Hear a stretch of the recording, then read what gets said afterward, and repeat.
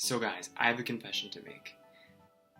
I'm afraid of drag queens. Now when I say afraid, it's not like a phobia where I can't be in the same room or where I start to like sweat profusely or anything like that. But I just feel kind of uncomfortable when drag queens are around, in the same way that I feel uncomfortable when there's a clown in the room. I've never been a fan of clowns. Even as a little kid, I remember being in the hospital once and they had these clowns come in to make the kids laugh. And I was like, don't bring the clowns to my room. So maybe it's just anybody who has a lot of makeup on and who puts in a lot of effort with costuming and hair and all that I get freaked out. I don't know.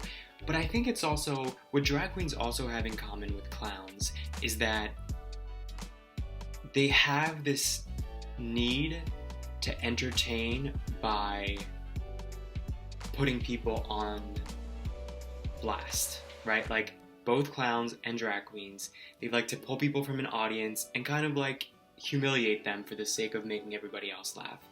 And I don't know why that always makes me feel uncomfortable. Like I'm always just kind of on edge when a drag queen is nearby because I feel like they're gonna pull a stunt and I might be somehow like the prey for that stunt. I know that's a crazy leap. I don't consciously think this. I think this is subconscious how I feel because I don't know why else I always feel odd when drag queens are about. I think it's also just like the lack of predictability. Like you never know what a drag queen is gonna do. You never know if they're gonna throw something at you, they're gonna create a scene, they're gonna call you out. Also, to be honest, you know, drag queen humor tends to be lowbrow and like kind of campy and tacky.